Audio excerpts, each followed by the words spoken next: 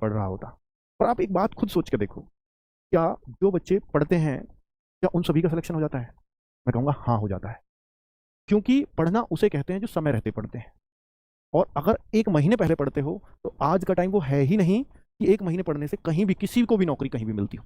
भाई आप group D, 4th class पियन के लिए भी अगर कोई सबसे छोटा एग्जाम है, गवर्नमेंट एग्जाम, गवर्नमेंट नौकरी के लिए, आप कोई भी एग्जाम 1 से 1.5 महीने में क्लियर नहीं करते हैं। आप किसी भी एक बच्चे को पूछो जिसका कहीं भी पिछले 1-2-3 साल में सिलेक्शन हुआ हो, पूछ के देखो, क्या कोई भी एक सिंगल बच्चा ऐसा मिलेगा कि मैं लास्ट के 1-2 महीने पढ़ा और उसमें मेरा फाइनल सिलेक्शन हो? नहीं। सब लोग की तैयारियां पुरानी रहती होंगी। हर कोई एक लंबे टाइम से तैयारी कर रहा होगा। हर कोई उस समय पढ़ रहा होगा। अगर कोई बहुत जल्दी भी लगाया, मान लीजिए वो 6 महीने में लगाया, 8 महीने में, तो वो 6 महीने 8 महीने की उसकी स्टडी ऐसी रही होगी बिना एक दिन भी स्किप किए हुए। कुछ भी हो जाए मैं रोज तो पढ़ूंगा ही पढ़ूंगा, ऐसी शर्त रहती है उसकी, तब वो उस सिलेक्शन तक पहुंचता है। और आज का समय भी वही है बच्चों, कि अगर आप ये ठान लो कि मैं एक भी दिन बिना स्किप किए हुए पढ़ सकता हूं, एक भी दिन बिना स्किप किए हुए, तो ही आप ये मानो कि आप नौकरी के असली हकदार हैं। और ये क्षमता, क्योंकि देखो कांस्टेबल लेवल में ना, जो मैंने फील किया, क्योंकि मैंने सबसे ज्यादा, हमने या इस चैनल ने सबसे ज्यादा इस लेवल के बच्चे को पढ़ाया है, इस बच्चे में संयम नहीं है। संयम नहीं है मतलब अगर इसको पता लग जाए कि एग्जाम 6 महीने 8 महीने 1 साल बाद है, तो ये नहीं पढ़ेगा, ये पढ़ना ही छोड़ देगा। अगर इसको पता हो कि एग्जाम 1 महीने बाद है, बहुत मन से पढ़ रहा है, पता लगे कि वो 4 महीने और हट गया, एकदम से बच्चा गायब हो जाएगा कि अब तो 4 महीने मिल गए, आराम से पढ़ेंगे। और वो आराम से पढ़ेंगे ना, वो कभी नहीं आ पाता, क्योंकि वो सिर्फ पढ़ेंगे ऐसे आ जाता है। पढ़ना कब है? वो फिर वही 1 महीने पहले जगोगे ही तब। और बच्चों, ऑनलाइन में सबसे बड़े नुकसान भी ये हैं कि अगर आपको 5 महीने मिले ना किसी एग्जाम में, तो आपको 4 महीने तो बच्चे को ये लग जा रहे हैं कि मैं किस चैनल से पढ़ाई करूं, इससे करूं या उससे। 4 महीने में तो वो ये तक तय नहीं कर पा रहा, क्योंकि वो उतना सीरियस है ही नहीं पढ़ने के लिए, इसलिए नहीं तय कर पा रहा। और ऑप्शन बहुत ज्यादा हो गए, कभी उसको जाता हूँ, उसका भी समझ में आ जाता है, इससे पढ़ूं या उससे पढ़ूं, फिर कंफ्यूज हो जाता है। और 1 महीने पहले बस जी कोई लगवा दे नौकरी, 1 महीने पहले वो इतना सीरियस होने की कोशिश करता है, या वो इतना सीरियस होता है कि बस मिल जाए नौकरी, भाई कोई कितने घंटे मुझसे पढ़ने कर मैं पढ़ लूंगा, गुरु जी कैसा भी शेड्यूल दे दो मैं बना के मैं पढ़ लूंगा। बच्चे, ऐसे नौकरी नहीं मिलती है। ये मैं लेक्चर आपको इसलिए दे रहा हूं, ये रोज की बातों में नहीं दिया जा सकता बच्चों। ये बहुत जरूरी है आपको मोटिवेट करने के लिए, आपको जगाने के लिए, क्योंकि यही वो समय है जो सही समय है।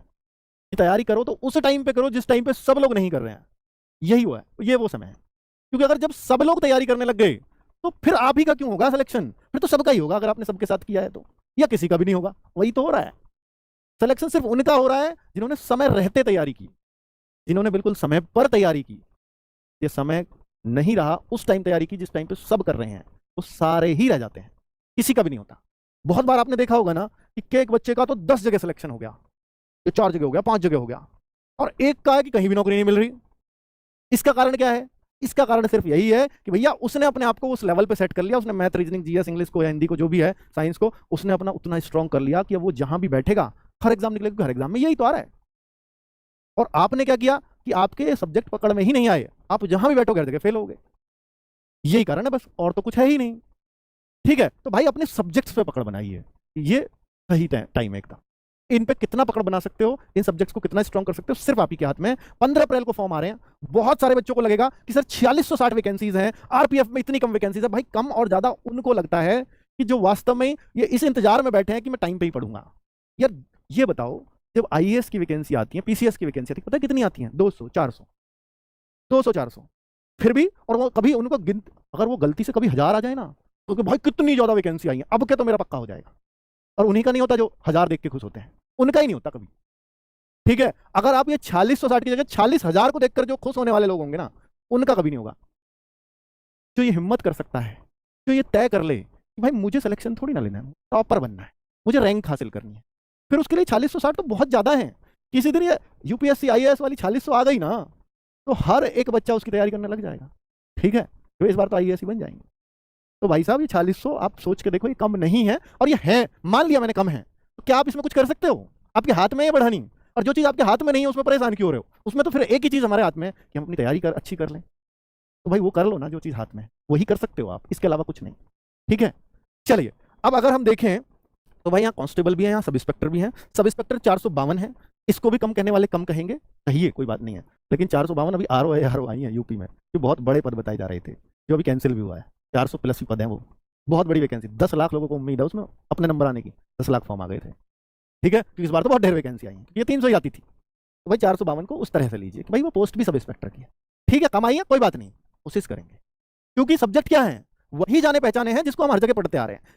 देखिए, हमें इसमें उम्मीद क्यों है और उम्मीद क्यों नहीं होती? उम्मीद तब नहीं होती जब इसमें मान लो इंग्लिश मेरी वीक है, इंग्लिश आ गई, तो मुझे डर लगना चाहिए कि यार 452 में फिर तो नहीं हो पाएगा, तो मेरी इंग्लिश वालों से टक्कर है जो बहुत अच्छी इंग्लिश जानते हैं और वो मुझे बिल्कुल नहीं आती, तो मेरा मेरा डर सच्चा है। लेकिन मुझे पता है कि भैया मैथ रीजनिंग मेरे बहुत स्ट्रांग है और जीएस किसी की स्ट्रांग होती नहीं, और यही 3 चीज सब्जेक्ट इसमें आने हैं।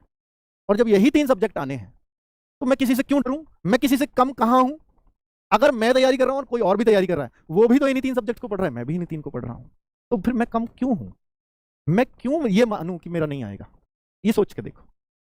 तो भैया मैथ्स में भी अर्थमेटिक ही है, ऐसा नहीं है कि एडवांस आ जाएगा।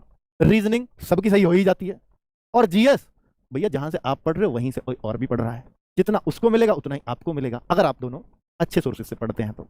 जीएस में कोई किसी को बहुत पीछे और बहुत आगे नहीं छोड़ पाता, सारा फर्क मैथ रीजनिंग का ही होता है, वो तो भाई आप स्ट्रॉन्ग करेंगी। ठीक है, तो वो मैं आपको एक आइडिया दे रहा हूं कि आप सोचिएगा कभी भी ऐसी नौकरी को लेना है जहां कम वैकेंसीज हो, तो आपकी सोच ऐसी होनी चाहिए।